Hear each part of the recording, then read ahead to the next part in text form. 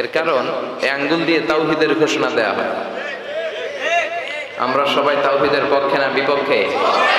তাওহীদেরই মুর্শিদ আমার মুহাম্মাদের নাম বলো, মুহাম্মাদের নাম। আল্লাহর নাম জপলে বুঝতে পারি আল্লাহরই কালাম বলো, মুহাম্মাদের নাম।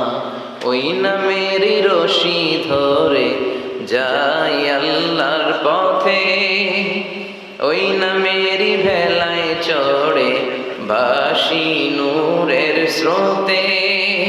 ওই নামের বাতি জেলে দেখি আরশের মুকাম বলো, মুহাম্মাদের নাম।